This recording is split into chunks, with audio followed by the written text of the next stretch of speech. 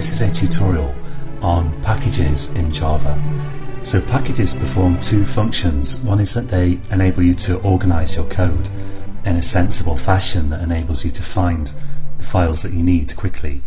And the other is that they stop you having conflicts between class names.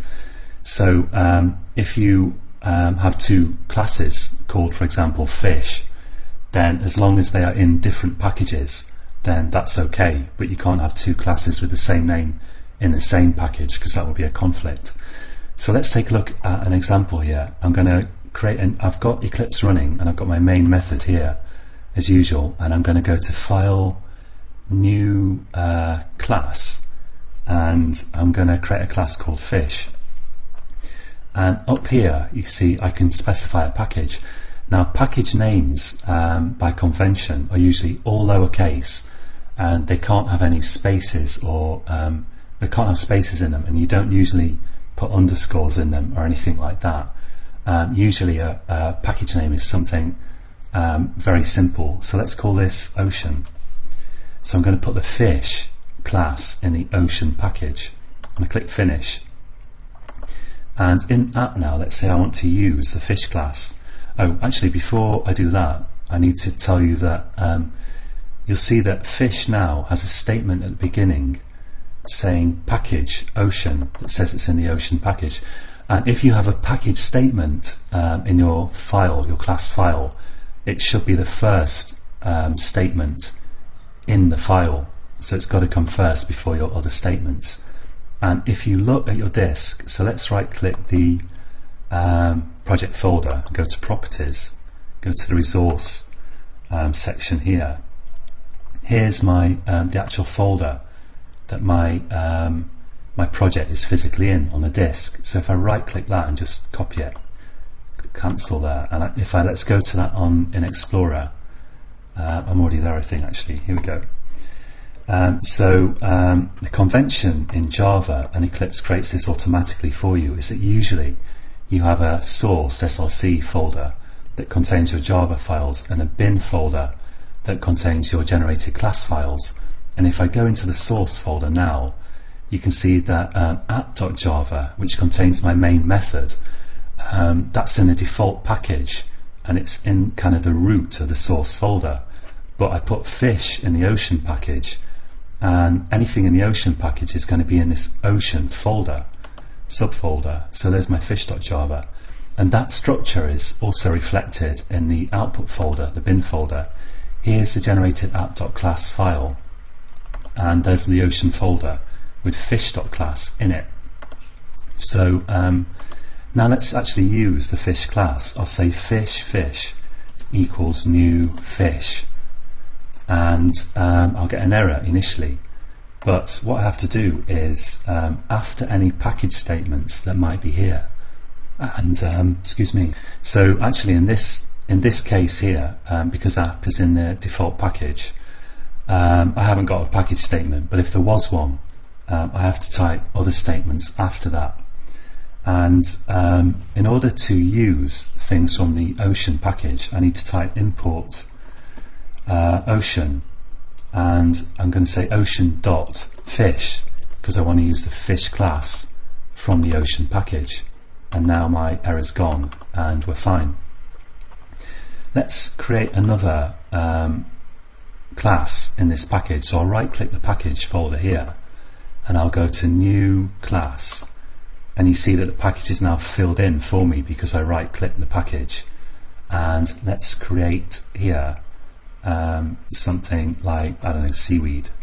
So seaweed, and if I now want to use the seaweed class, so I want to say something like seaweed weed equals new seaweed. I'll just do control space there, and in fact if I do this, Eclipse I think will add the import statement for me. There we go. So you see Eclipse has added another import statement, or I could have just typed that by hand. Now an alternative that you should know about to having a different import statement for each class is you can import everything from one package by just saying import, in this case ocean.star, and star is a wildcard that means import any class from that package. So now I can use both of these classes. But the great thing about using modern IDEs like Eclipse is that you actually never have to worry about typing. Sorry, that was my doorbell going there. I was going to say you never have to worry about typing import statements yourself, because you can use a shortcut and your IDE will handle it for you. So if you right click and go to source and go to organize imports, and you can see the shortcut for that is Control Shift and O. Eclipse will automatically add any import statements that you need, and it will remove any that you don't need. So if I select that, you can see it's added all the imports that I need here. As long as it can find the class files somewhere, like either they've got to be defined in your project or they've got to be defined in a jar file that you've included into your project, then it will deal with adding the actual import statements automatically. So if I remove that again, and I could do Control Shift and O, so you need Control and Shift at the same time and then press O, then again it's that's organized my imports for me and added the ones that I need. Now packages are hierarchical in Java, so you can have packages within packages, and if that sounds mysterious, you only have to think that, well, you have folders within folders on your disk, and it's pretty straightforward, and the packages just map to those folders. The difference is that whereas with folders, if you specify a folder name, you usually use slashes to separate the different subfolders. With packages, you use dots. So let's see how that will work. Supposing I've got an Ocean package and I want to create a sub-package within that called plants, let's say. So I'm going to go to File, New, and New Class, and let's have a plant like I don't really know, let's say algae, which algae, or however you pronounce it, I guess is a type of plant, or is it an animal? I'm not really sure. Anyway, that'll do. It doesn't matter. And I'm going to type here, I'm going to say that I want this to be in the Ocean package, and then I want it to be in a sub-package of Ocean called plants. I think algae are creatures actually, but yeah, not important, I'll leave that. Okay, so if I click Finish now, you see that I've got this package here, ocean.plants, with this class algae in it.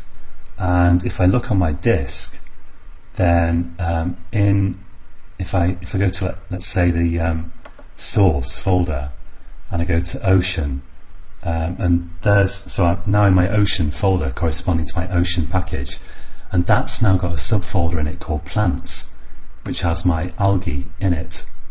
And I could like take my seaweed in Eclipse if I want and drag it into the Ocean package like this. So click OK, and now seaweed is in the sub-package plants of Ocean. And if I look at seaweed, now at the top it says package ocean.plants, so Eclipse has updated that for me. And in my app here, if I want to use seaweed, I have to say import ocean.plants.seaweed. So this is saying import the seaweed class from the plants package, and plants is a sub-package of Ocean. And you separate the different sub-packages by dots. So that's I guess more or less really all is to packages. It's not that complex, although it seems a little bit baffling when you first see it. And there's just one thing that I think I should mention, which is that if you want to distribute your code so that other people can use it, which would usually be in a jar file, then you want to make sure that your package name that you put your stuff in is unique in the whole world, so that people can use your packages. And it doesn't matter, even if someone that uses your code might already have a package called Ocean themselves, and then if you have a package called Ocean, it could conflict with their package, or at least they might have a class called fish in a package called ocean, and if you give them a jar file that also has a package called ocean with a class called fish in it, then they can't use it because there's a conflict there. And for that reason, there's a convention in Java for creating worldwide unique package names. And the way it works is, let's say I wanted to distribute a class called, let's say I've created some game, and my game's called Aquarium. So I'll give this class a name called Aquarium, and I want other people to be able to use this code. What you do is you reverse the, you could use the name of your company or your own name or something like that, but there's a convention that if you've got a website, you reverse the name of your website. So my website is caveofprogramming.com, so I'd put this in a package called com.caveofprogramming, and then I'd probably give this a specific package just for this particular project. So this could be called, I don't know, like ocean, sorry, it's got to be lowercase, ocean game or something like that. And then, so now, if I look on the disk, so my aquarium here is in this package com.caveofprogramming.ocean game, and my website's caveofprogramming.com, and this particular project is called Ocean Game, at least as far as the package goes. And if I look on the disk, of course I'm going to see a com folder in the source folder, with a Cave of Programming subfolder with an Ocean Game subfolder in it, and there I'm going to put more sub packages for my game, just as I need them for organizational purposes. And wow, it's really noisy here, there's a dog barking now.